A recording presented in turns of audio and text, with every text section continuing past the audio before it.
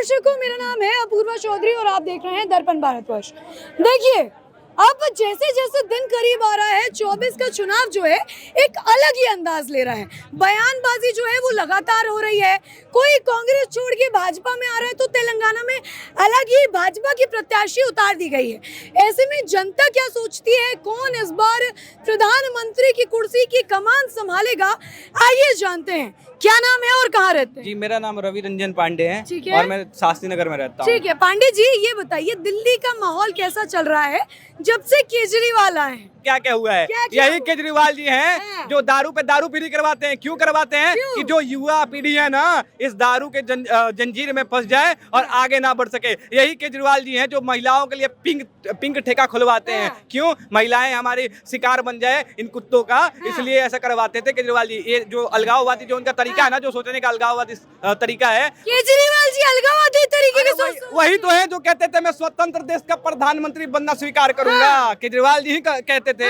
आपको पता होना चाहिए। कुमार विश्वास का इंटरव्यू सुन लीजिएगा, उसमें पता होगा। ठीक है। और केजरीवाल जी की बात करते हैं। केजरीवाल जी ये दारू घोटाले वाला पैसा के बारे में पूरा बढ़िया से डाटा दे देते तो हम उनको मान जाते। बढ़िया डाटा 9 समन गया, 9 समन तक वो कोर्ट में नहीं पहुंचे। तो गैर कानूनी न था समन। केजरीवाल कह रहे थे कि गैर कानूनी हम नहीं समन कैसे गैर कानूनी हो सकता है? कोई हमें साबित करके दिखाए। समन कैसे, एक मिनट सर, समन कैसे गैर कानूनी हो सकता है? ये हमें साबित करके कोई दिखाए। जो समन ईडी भेज रही है, जो समन सीबीआई भेज रही है, जो वो कहाँ से गैर कानूनी हो सकता है? ये मुझे बता। ईडी तो भाजपा खरीद ली है ना, ऐसा केजरीवाल भाजपा के बाप का है ईडी कि भाजपा खरीद पाएगी? भाजपा के बाप का है। पैसा तो है ना भाजपा के पास। पैसा से मतलब नहीं है। ईडी देखिए, जो जितने भी एजेंसियां हैं ये सारे एजेंसी स्वतंत्र है। सीबीआई भी स्वतंत्र है। एक मिनट सर, सीबीआई भी स्वतंत्र है, ईडी भी स्वतंत्र है और स्वतंत्र रूप से अपना काम कर रही है। ठीक है। जो आरोप लगा रहे हैं ना ये कांग्रेसी चमचे, ये आम आदमी पार्टी के चमचे जो आरोप लगा रहे हैं, चमचे आरोप लगा रहे हैं। बिल्कुल चमचे ही आरोप लगा रहे हैं, जिनका बुद्धि शून्य मात्र है। कट्टर ईमानदार नहीं है वो लोग। अरे भैया, कट्टर ईमानदार होते तो ये शराब घोटाले में क्यों केजरीवाल जी अंदर जाते? यही बोलते थे ना,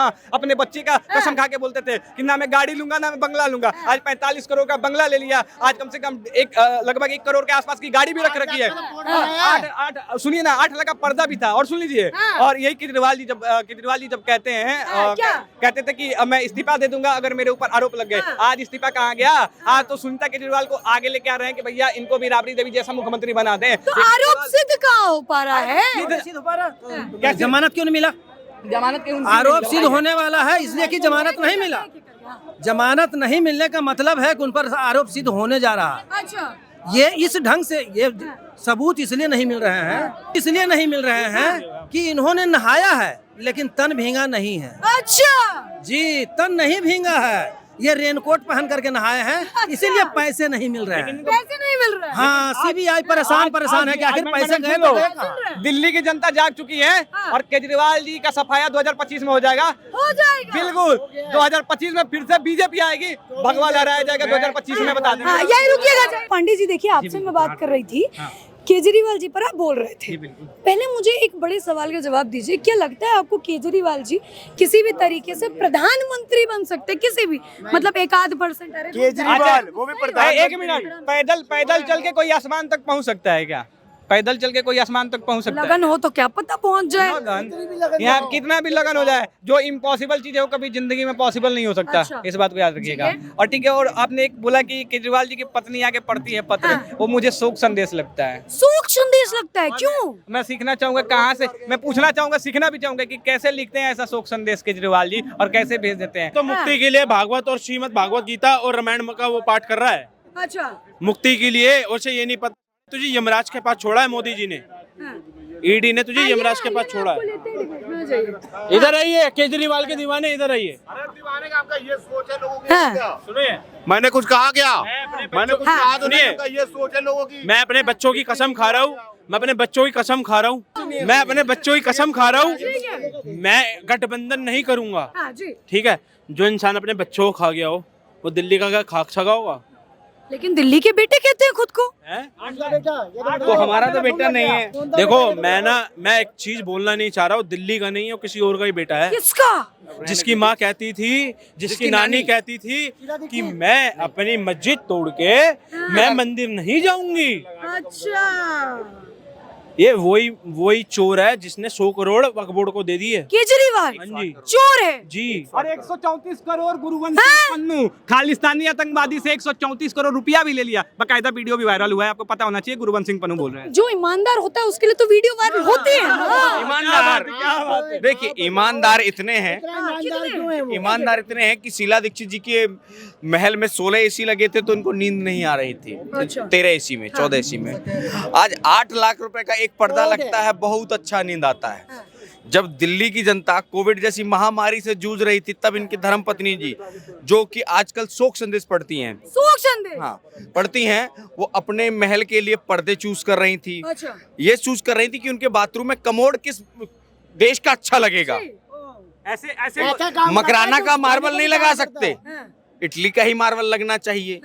तो वो राहुल गांधी और को तो सकते नहीं। और राहुल तो गांधी और को आप सकते एक चीज बताइए, पहली एक चीज, केजरीवाल जी की जो राजनीति आरंभ हुई वो विक्टिम कार्ड से आरंभ हुई और विक्टिम कार्ड पर ही चल रही है, और उनकी राजनीति का जो खात्मा होगा वो भी विक्टिम कार्ड पे ही होगा। बात मुझे बताइए, आपने कहा कि केजरीवाल ने शुरू से अंत तक विक्टिम कार्ड पर राजनीति की। एक बात मुझे बताइए, इतना पढ़ा लिखा आदमी, income tax officer, victim card खेल रहा है। सुनिए, खान का पोता केजरीवाल जी की राजनीति का आरंभ विक्टिम कार्ड से हुआ और खात्मा भी विक्टिम कार्ड पे क्यों हुआ। मानते हैं? मैं इसलिए मानता हूँ, जब दिल्ली में शीला दीक्षित जी की सरकार थी, ठीक है। जिन लोगों ने बिजली के बिल नहीं भरे थे या चोरियां करते थे, उनके कनेक्शन BSES ने काट दिए। ठीक है। केजरीवाल जी ने किस अधिकार से उन तारों को जोड़ा था? क्या एक आम आदमी की हैसियत है कि इन चोरी करने वाले के उसके कनेक्शन को जोड़ा जाए? नहीं। वहां पर जब उन्हें पुलिस ने गिरफ्तार किया तो इन्होंने बोला जी हम जनता की सेवा करना चाहते हैं, हमें गिरफ्तार किया। उसके बाद आप आ जाइए, 49 दिन की सरकार, ठीक है। वहां भी छोड़ करके भागते हैं और विक्टिम कार्ड खेलते हैं कि जी पूर्ण बहुमत देंगे तब हम सरकार चलाएंगे। ठीक है। पूर्ण बहुमत की सरकार मिली तो सोमनाथ भारती वाला इंसिडेंट सबको याद ही होगा, महिलाओं के साथ क्या कहाँ जा रहा है? रुकिए ना। कैसा याद ही होगा। उसके बाद उन्हीं के उसमें एक महिला बाल विकास मंत्री हुआ करते थे संदीप कुमार जी, जिन्होंने आजकल उन्हीं के खिलाफ एक PIL दायर की थी कि इनको मुख्यमंत्री पद से इस्तीफा। नोटबंदी में गरीब मारा गया, और नोटबंदी में गरीब मारा गया। गरीब किसने मार दिया? मोदी ने।